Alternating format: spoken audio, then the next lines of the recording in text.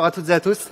Je suis ravi d'être avec vous ce matin, ravi d'être là au Human Day. Comme je le dis beaucoup à Maxime, ça fait du bien d'avoir un gros événement pour la fonction RH en dehors de Paris. C'est le seul gros événement pour la fonction RH en dehors de Paris. Et donc c'est important de le soutenir et de le faire grandir. Ça fait 12-13 ans que j'interagis avec la fonction RH. Moi-même, je me considère pas RH parce que je suis pas dans la tranchée, comme on dit. Et donc, je suis plus en soutien, en support de la fonction RH à travers les initiatives que j'ai créées. Monkey Tie au début, sur le recrutement qui tient compte de la personnalité, des compétences, des moteurs de motivation. Puis le Lab RH depuis 2015 et depuis 2 ans avec Tomorrow Theory, qui est là plus un studio d'innovation. Et ce studio d'innovation, il est parti d'un constat assez clair. Il est en train de se passer énormément de choses en dehors de l'entreprise et on a l'impression que dans l'entreprise, on n'a pas forcément structuré ces sujets-là. Toutes les crises qui sont en train d'entrer, on se les prend comme des crises. Et en fait, on gère plus les dommages collatéraux que le sujet en lui-même. Et ça prend du temps.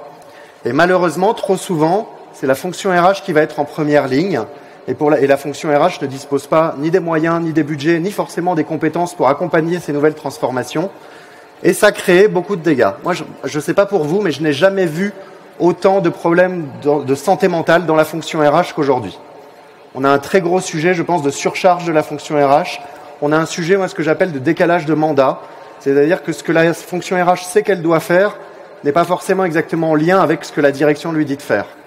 Et donc, on a des décalages de plus en plus grands qui se créent. Et donc, quand on a créé Tomorrow Theory, c'était pour se dire, en fait, les RH ont déjà un enjeu de comprendre ce qui arrive.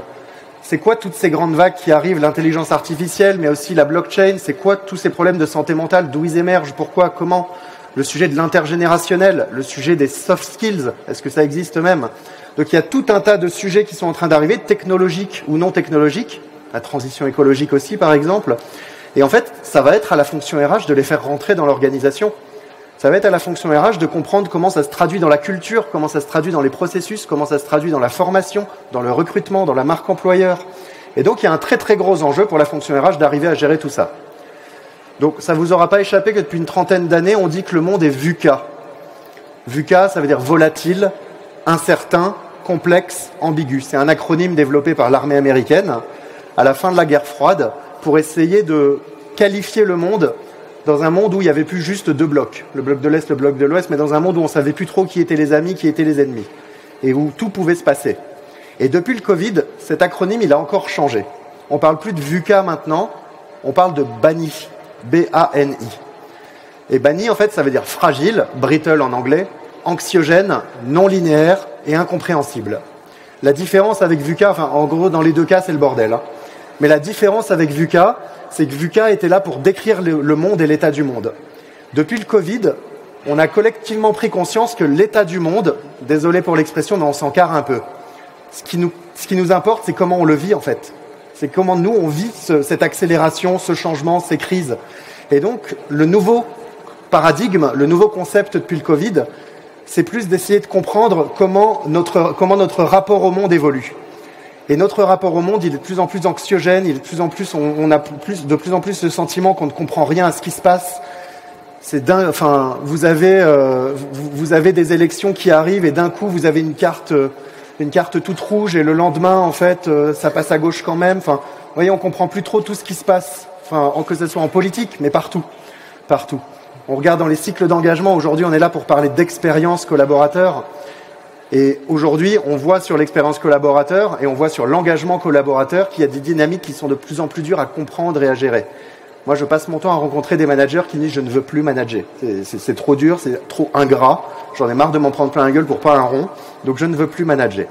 Tous ces sujets-là, en fait, ils se cumulent.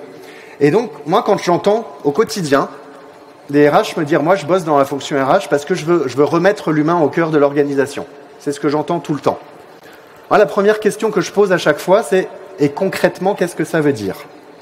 Parce qu'on voit bien en fait que ce qu'on arrive à faire dans l'entreprise grâce à la fonction RH, aujourd'hui, ça ne peut pas combler tous les sujets. Et objectivement, ce n'est pas certain qu'aujourd'hui, on arrive vraiment à remettre l'humain dans l'organisation.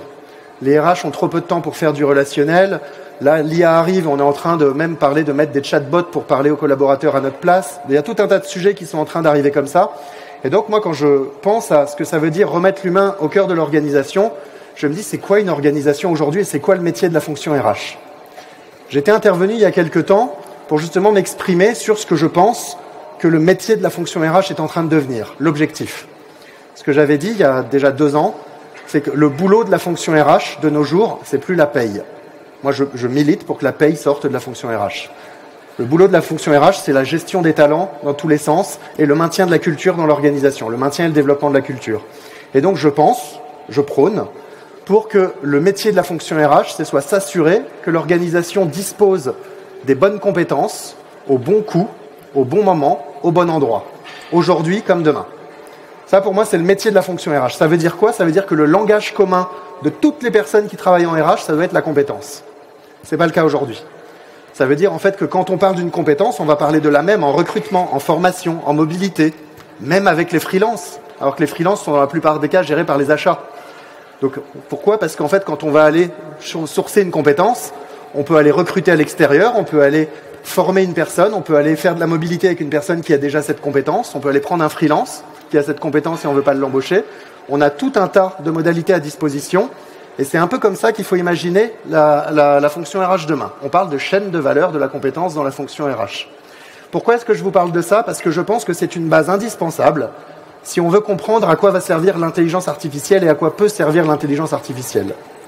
Vous l'aurez remarqué, aujourd'hui, quand on parle d'intelligence artificielle poussée par les Microsoft et autres, on parle de gagner du temps. Je pense que c'est une vision extrêmement dangereuse de parler juste de l'IA pour gagner du temps, parce que l'IA, ce n'est pas que l'automatisation, et on va le voir. En revanche, je pense que l'IA, elle a un très très gros avantage, c'est qu'elle est en train de mettre en avant tout ce qui ne va pas dans le fonctionnement de la fonction RH. Ce sujet de la compétence, par exemple, tout bête, on veut mettre une talent marketplace en place. Gros sujet de plein de grandes organisations en ce moment. Donc c'est une plateforme qui permet aux collaborateurs en fait d'avoir une visibilité sur leurs potentielles évolutions de poste, favoriser la mobilité interne et même, dans beaucoup de cas, de plus en plus, favoriser le prêt de collaborateurs entre équipes. Ça, c'est des sujets qui sont en train de se mettre en place dans plein d'organisations. On appelle ça les talent marketplace. Pour que ce soit possible, on ne peut plus raisonner à l'échelle du métier. On est obligé de raisonner à l'échelle des compétences des collaborateurs. Pour ça, en fait, déjà, premier point, il faut les connaître. Et aujourd'hui, dans la plupart des organisations, déjà que c'est encore pas toujours évident de savoir combien l'effectif exact à un temps donné.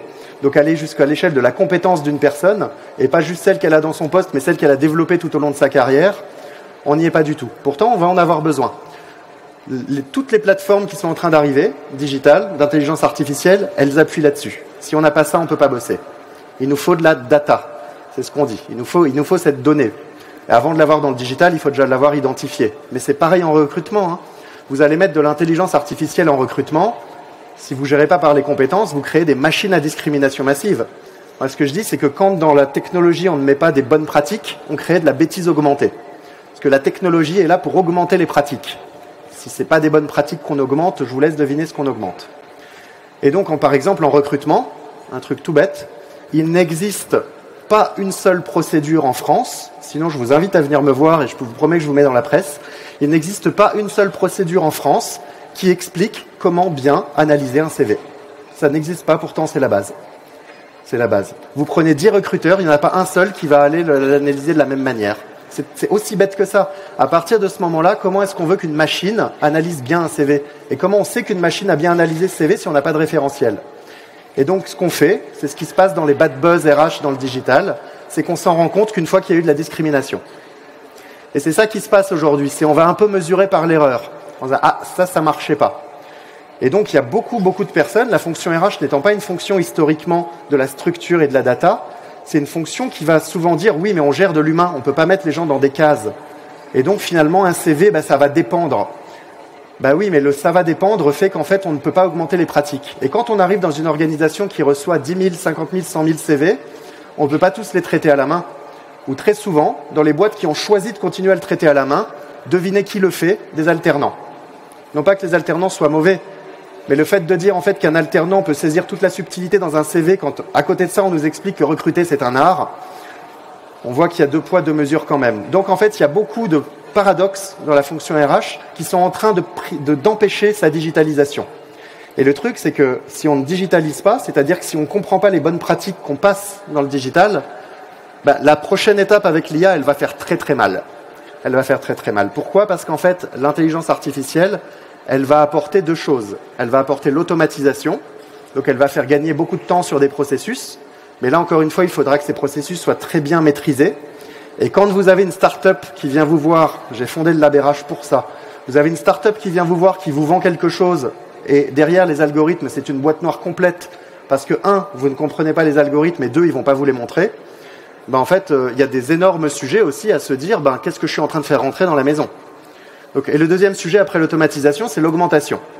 Parce que c'est très bien de penser l'automatisation, mais l'intelligence artificielle doit nous permettre de repenser les processus. Il faut comprendre qu'aujourd'hui, on agit comme on agit parce que on a des ressources limitées. Avec l'intelligence artificielle qui nous offre des ressources beaucoup plus vastes, on doit penser différemment. Je vous donne l'exemple qu'on a travaillé avec une grande entreprise du luxe sur le recrutement. Aujourd'hui, en recrutement, l'outil phare, c'est le CV. Sur un intranet, on dépose son CV, on candidate avec son CV, c'est comme ça. Donc on ne va pas réinventer les standards, le CV n'est pas un outil parfait. C'est pas pour ça que le processus ne peut pas être amélioré. Et donc, ce qui se passe, c'est que, imaginez, pour une candidature, on reçoit 100 CV. Il y en a une dizaine qui sont appelés, il y en a 4-5 qui sont reçus en entretien. Bon, ça, c'est classique. Mais ça veut dire qu'il y en a 90 qui sont filtrés juste sur CV. Avec l'intelligence artificielle, on peut créer un petit test, un petit outil qui va aller recontacter chacun de ces 90 candidats pour leur proposer une petite évaluation rapide en leur disant, écoute, voilà, si ça t'intéresse, en fait, il y a une sorte de processus de repêchage et tu peux revenir dans le processus. Grâce à l'intelligence artificielle, donc on n'a pas d'humain dans la boucle qui n'a pas le temps de le faire, et on identifie, avec des tests qu'on évalue, en fait, parmi ces candidats, ce qu'on peut remettre dans le processus. Et hop, ça fait comme une deuxième sélection. Et d'un coup, on réduit potentiellement l'injustice liée au CV. Donc, vous voyez, quand on repense les sujets avec l'IA, on n'est pas simplement en train de se dire « Ah, ce qu'on faisait, on va le faire plus vite ». On doit se dire « Qu'est-ce que je ne pouvais pas faire avant ?» et que l'IA m'ouvre comme porte. Ça va être un très très gros sujet. Et pourquoi je dis ça? Parce que aujourd'hui, l'intelligence artificielle est vue comme un outil productif, comme un outil qui va faire gagner du temps. Et quand beaucoup de gens sont en train de penser l'intelligence artificielle, ils vont se dire « Ah, sur toutes les tâches actuelles, ça va permettre de gagner du temps. » Et après, il faudra repenser le métier. On est en fin 2024. S'il y a 3 entreprises qui ont fait une étude sur la transformation réelle de leur métier face à l'IA, alors que ça fait 2 ans qu'on en parle, je pense que c'est bien le maximum. On a un très très gros sujet. C'est probablement le plus gros sujet, la transformation des métiers. Parce que la transformation des métiers, c'est le pied dans la porte de la transformation de l'organisation entière. Parce que si demain, imaginez, avec ce qu'est en train de faire l'intelligence artificielle, on arrive à gagner la moitié du temps dans sa semaine. C'est une hypothèse. Dans certains métiers, ce sera 5%, dans d'autres, ce sera 80%. Imaginons, voilà. En moyenne, on arrive à gagner la moitié du temps. Aujourd'hui, il faut savoir que ce n'est pas le cas. Aujourd'hui, l'organisation ne gagne pas de temps. Certains collaborateurs malins gagnent du temps. Mais vu que ce n'est pas organisé, en fait, ils le gèrent comme ils veulent, ce truc-là. Ce n'est pas orchestré, ce n'est pas structuré, ce n'est pas organisé. C'est-à-dire qu'à la place de ce temps récupéré aujourd'hui, c'est le collaborateur ou parfois le manager qui choisit, mais il n'y a pas d'intelligence dans l'organisation pour ça. Donc aujourd'hui, là en 2024, le temps gagné par l'IA n'est pas au profit de l'organisation. Et ça, c'est très important à comprendre. Pourquoi? Parce que ce n'est pas organisé. Demain, imaginez qu'avec l'intelligence artificielle, encore une fois, hypothèse, on gagne la moitié du temps. À partir de là, si je suis dirigeant d'entreprise, si je suis DRH, j'ai 5 manières de penser le sujet. Et c'est ces 5 manières à travers lesquelles j'aimerais vous accompagner pour vous faire comprendre un petit peu ce qu'on risque d'avoir avec l'intelligence artificielle. La première manière, c'est la manière un peu bête et méchante. Donc j'appelle ça la méthode SS2I. Vous allez comprendre pourquoi. Si je gagne la moitié du temps, ça veut dire que je peux faire 2 fois plus de la même chose. Donc si tu faisais 10 projets par semaine, maintenant tu peux en faire 20. Donc autrement dit, cette première approche, c'est l'augmentation de la cadence. On fait plus de la même chose. On peut essayer ça, et franchement, ça va faire partie du jeu, d'augmenter un petit peu la quantité de production. Le risque, c'est tout simplement l'attractivité. Parce qu'en fait, si vous tracez un peu la courbe et que demain vous gagnez 50, 80, 90% du temps et que vous faites juste qu'augmenter la charge, vous transformez vos collaborateurs en ouvriers de l'IA. Pas très très attractif. Surtout face à d'autres entreprises qui auront fait un choix un peu plus éclairé, un peu plus humain. Donc ce sujet de la cadence, il faut faire attention. Si les RH ne préparent pas le terrain, il y a plein de DAF et de dirigeants qui risquent d'être tentés par ça. De se dire, ah bah tiens, on peut faire 2 fois plus en fait. On peut faire X fois plus. Donc ce sujet de l'augmentation de la cadence, ça va être la solution un peu basique court terme. Mais vous, en tant que RH, vous allez pouvoir dire attention, en termes d'attractivité, de fidélisation, on ne va pas y être du tout, quoi. Ça ne va pas fonctionner. Deuxième solution, encore une fois, solution court-termiste. Ah ben, si je récupère la moitié du temps, ça veut dire que j'ai besoin de la moitié des gens. Et donc, rationalisation. On va se dire, bah oui, finalement, si y a la moitié de la semaine qui sert à rien, je peux réduire de moitié l'effectif et ça passe. Il faut savoir que même si ça paraît un peu bête, c'est ce qui a été fait aux États-Unis depuis le lancement de Workday sur la fonction RH. La fonction RH aux États-Unis a été réduite comme peau de chagrin parce qu'on s'est dit que vu que les RH gagnaient du temps, on pouvait refiler la plupart des trucs au manager et à la machine et qu'on avait très peu besoin de la fonction RH. Aujourd'hui, c'est en train de causer beaucoup de problèmes organisationnels dans les entreprises aux États-Unis puisqu'en fait, le facteur humain n'est plus représenté dans l'organisation. Et c'est là qu'on voit aussi le mandat de la fonction RH, c'est avant tout représenter le facteur humain quand même. Faire le contrepoids face à la finance, notamment. Donc ça, c'est un très très gros sujet. Se dire, on pourrait rationaliser. Il ne faut pas se leurrer, ça va faire partie de l'équation. Il y a des entreprises où on se dira, si on peut dégraisser un peu, on ne va pas s'en priver. Regardez toutes les boîtes de la tech. Donc ça va dégraisser un peu. Mais l'idée de se dire, on dégraisse d'autant que ce qu'on gagne en productivité, c'est bête, tout simplement. Parce que ce serait comme considérer, que tout ce qu'on pouvait faire, on le faisait. Et donc, on n'a pas de temps à récupérer pour d'autres choses. Et deux, ce serait comme considérer que les personnes qui ont des compétences dans l'organisation ne peuvent pas les mettre à profit de nouvelles lignes de business, de nouveaux projets, de choses supplémentaires. Pas simplement ce qu'on n'avait pas le temps de faire, mais du développement. Et donc, quand on a des personnes qui connaissent la boîte, pour développer, aller sur des nouveaux marchés, c'est très précieux. Et donc, en fait, les entreprises qui vont jouer ce jeu-là vont simplement grossir, beaucoup, parce qu'elles vont s'organiser en conséquence. Les autres vont se faire écraser. Pour les deux premiers cas, ça c'est ce qui va arriver. Et encore une fois, si on sait que vous êtes une entreprise qui virait qui fait des coupes franches dès qu'il y a un petit saut technologique, vous n'allez pas forcément attirer et fidéliser les meilleurs talents. Ça va durer qu'un temps. Troisième possibilité, vous vous dites, moi je veux être employeur responsable. Et donc en fait, je vais profiter de cette opportunité où je gagne du temps pour réduire le temps de travail. Et donc je vais passer à la semaine de 4 jours. Alors là, gros débat. Est-ce qu'on passe à la semaine de 4 jours ou à la semaine en 4 jours? Gros débat en France actuellement. On est l'un des seuls pays du monde à se prendre autant la tête sur le sujet. Donc la semaine de 4 jours, c'est je travaille 4 jours mais je produis 4 jours. La semaine en 4 jours, je travaille 4 jours mais je produis 5 jours. Voilà. Et en fait, c'est un peu la vision de pas mal de patrons de se dire si tu veux que je te paye 5 jours, il faut qu'il y ait 5 jours de production. Sinon, si je te paye que 4 jours et que tu produis 4 jours, je te paye 4 jours. Et donc, le sujet de la semaine de 4 jours où on n'est fait que 4 jours, mais payé 5 jours, c'est un très très gros débat.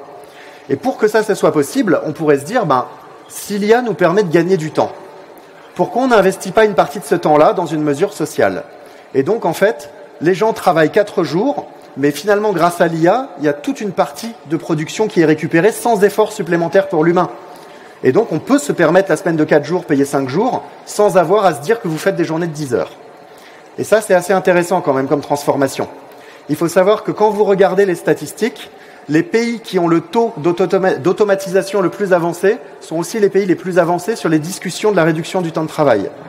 Donc ça, c'est quelque chose d'assez intéressant. Aux États-Unis, où pourtant on peut estimer que c'est pas non plus ceux qui donnent le plus de congés, le sujet de la semaine de 4 jours est très avancé dans au moins une trentaine d'États déjà. Et donc je pense qu'en France, ça va complètement ouvrir le débat. Et ça, c'est un vrai sujet, parce qu'aujourd'hui, il y a des blocages. C'est-à-dire moi, je vais souvent dans des boîtes où, en conférence, je commence à parler du sujet. On me dit « Ah non, mais ça, on n'en parle pas trop, c'est sensible. » On dit « On veut pas... » Enfin, voilà, on a des discussions avec les partenaires sociaux et on aimerait mettre un peu le sujet sous le tapis pour l'instant, parce qu'on n'a pas de solution.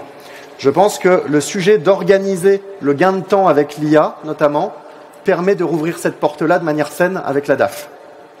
Donc ça va être une autre porte possible, 3 portes.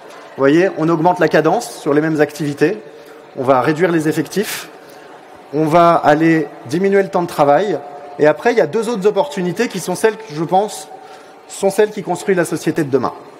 La 4e opportunité, c'est celle où on se dit, écoutez, on a récupéré du temps, super, mais en vrai, il y a tout un tas de choses qu'on n'avait pas le temps de faire. Je donne un exemple ici. Parmi les personnes qui évoluent dans la fonction RH, si on vous donne 1 jour de plus pour faire ce que vous avez à faire, qui sait quoi en faire? Vous devriez lever la main, c'est à votre avantage. Non, les autres, vous ne savez pas quoi en faire. Qui ne sait pas quoi faire d'un jour en plus? Ah, donc vous voulez juste pas jouer. Ok. Bon, on va dire que vous êtes encore pas très frais. J'espère que vous aurez un peu retenu ce qu'on dit quand même. Le sujet, c'est qu'aujourd'hui, dans beaucoup de métiers, en vrai, on fait ce qu'on fait avec le temps qu'on a, mais si on peut faire plus, on fera. Enfin, il y a tout un tas de choses qu'on ne peut pas gérer et qu'on se dit plus tard. Il faut d'ailleurs savoir que ces sujets-là sont ce qui pèse sur la santé mentale parce que ça augmente la charge mentale. Il y a tout ça, en fait, dans ce qu'on appelle le backlog, derrière nous, et on se dit, putain, même si j'arrive à faire tout ça, j'ai encore tout ça. Et donc, en fait, c'est comme si on n'en voyait pas le bout. Et en fait, aujourd'hui, si on récupère du temps, il y a tout un tas de sujets qu'on peut adresser avant de penser à augmenter la cadence, à réduire les effectifs, à réduire le temps de travail. Il y a déjà tout simplement faire tout ce qu'on aimerait faire dans notre métier. Puis travailler les collaborations, puis repenser aussi ce qu'est notre métier, repenser le terrain. C'est dire, peut-être que dans mon métier, je peux être mieux au contact. Je vous donne un exemple qu'on a mis en place avec une grande entreprise de la publicité. On avait en RH 3 analystes qui, tous les 6 mois, analysaient le baromètre qualité de vie au travail. Et donc, ces 3 analystes passaient 8 jours à analyser les résultats. Donc, parce qu'au fait, dedans, il y avait du quali, du quanti, il y avait beaucoup de choses. Donc, 3 personnes pendant 8 jours.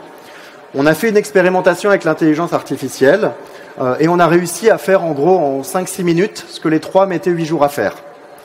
Et donc l'accompagnement derrière, c'était de se dire, non, vous venez pas de réussir à éliminer le job de 3 personnes, vous venez de réussir à faire en sorte que vos enquêtes, elles servent à quelque chose.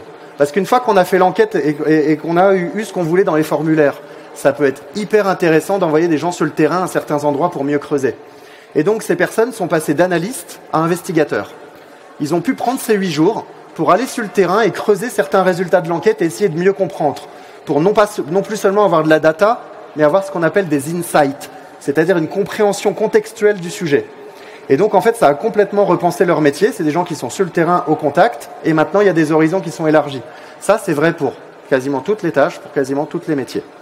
Donc il y a un vrai sujet à repenser ça aussi, et c'est l'option de l'enrichissement des activités et des métiers. Et ça, c'est un truc qui se prépare, c'est un truc qui se travaille, et c'est un truc qui se construit. Et là, en fait, c'est pour moi le plus gros chantier de la fonction RH en 2025 et 2026, ça va être ça. Bon, le plus gros, je ne sais pas, parce qu'il y a des très gros chantiers à côté de ça, suivant où vous en êtes, mais c'est un énorme chantier, c'est un chantier indispensable, parce que c'est le chantier central qui permettra d'organiser la transformation de l'entreprise. Sans ça, tout le temps récupéré, ce sera que du pipeau. Ce sera que du vent et ce sera surtout de la désorganisation. Et un risque accru pour vos managers. Parce que vos managers auront l'impression de devoir combler du vide. Donc ça va être très très important ce chantier-là. Et après, il y a la 5e option, la dernière option, qui est une option, quand j'en parle, dans des questionnaires, tout ça, qui n'est pratiquement jamais évoquée. Cette option, elle est de considérer que l'entreprise, en fait, ne peut plus évoluer au sein de ses propres limites à elle. Donc l'entreprise, c'est une organisation aujourd'hui qui a pour objectif de satisfaire ses actionnaires. C'est peut-être cynique, c'est peut-être ce que vous voulez, c'est juste la vérité. Une organisation, aujourd'hui, son objectif, c'est satisfaire ses actionnaires. C'est pas le bien commun, c'est pas le bien-être du monde, c'est pas ce qu'on veut. C'est satisfaire ses actionnaires. Et donc, c'est ce que Porter appellerait la shareholders value. Et à une époque, il a dit le but, c'était de maximiser le profit pour les actionnaires. Puis, il y a quelques années, il s'est repris en disant, optimiser la valeur pour les actionnaires. Donc ça veut dire qu'il faut aussi prendre en compte le long terme et les parties prenantes. C'est ça que ça veut dire. Mais quand on pousse cette logique jusqu'au bout, ça veut aussi dire en fait que si la société ne tient pas, l'entreprise ne va pas tenir très longtemps non plus. Et donc il y a un vrai sujet. L'entreprise, pour prospérer, a besoin de stabilité économique et sociétale.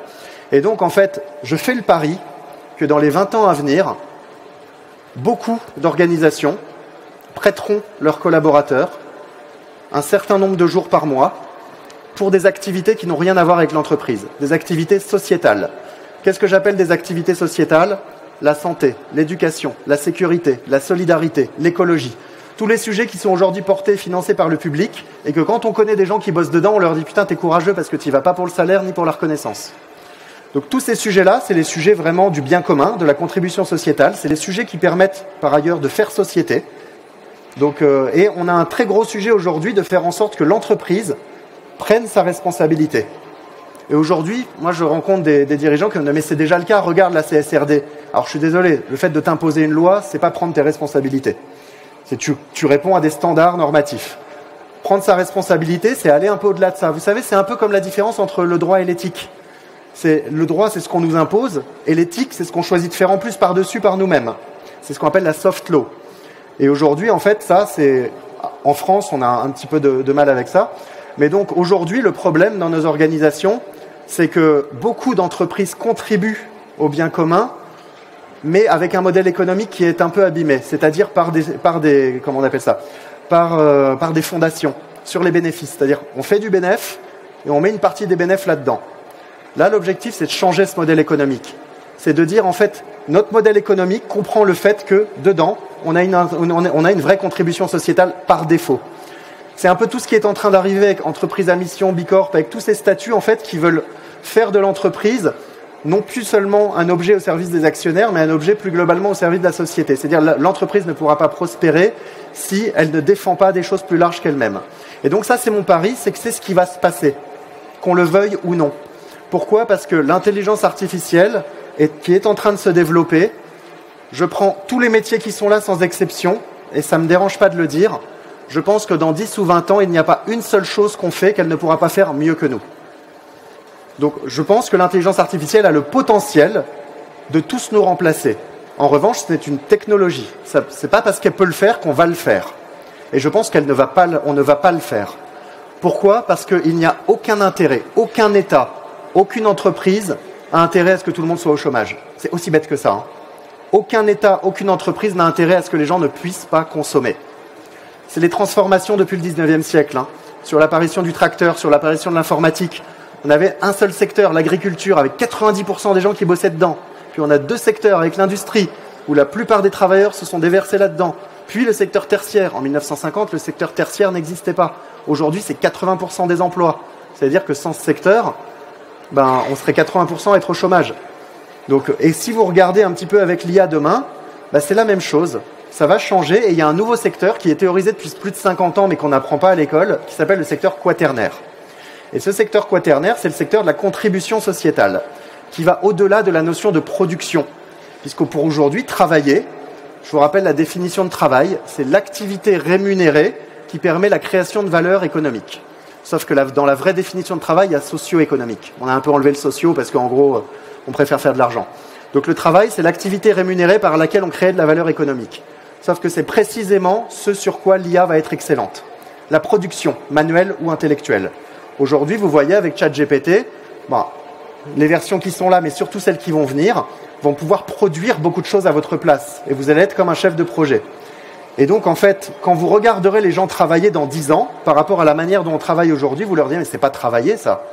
Travailler, c'était faire des trucs, tu vois.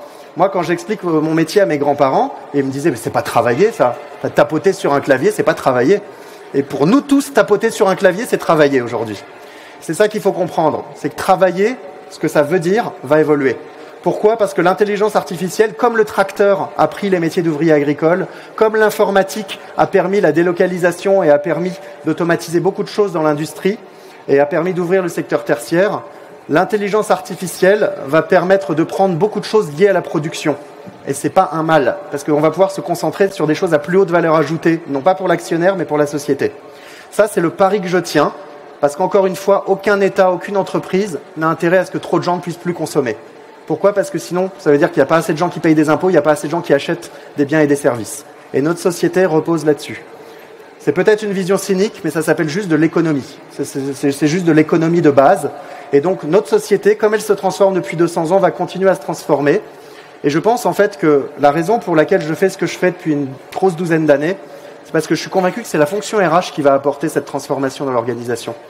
C'est la fonction RH qui va dire qu'en fait, replacer l'humain au cœur de l'entreprise, c'est avant tout replacer l'humain au cœur de la société. Et je vous invite à réfléchir à ça parce que comment on structure cette avancée-là, comment on arrive à sensibiliser la direction sur le fait que des startups comme Vendredi, qui proposent de mettre des collaborateurs au service d'associations, en fait, c'est le futur, que le service civique, que le RSA contributif, c'est pas des modèles qui planent, ce sont les bases de la société de demain. Parce que demain, probablement qu'il y aura des gens employés par des entreprises et des gens qui ont un revenu contributif. Et il ne faudra pas le stigmatiser. Et je pense que la fonction RH, elle est au cœur de cette transfo-là. Et c'est une transfo aujourd'hui qui pourtant n'est pas dans vos mandats, sur laquelle vous n'avez pas forcément de visibilité, mais pour moi, c'est un peu l'objectif à atteindre. Tout ce que vous faites doit mener là-bas. Et je m'arrête là. Merci beaucoup.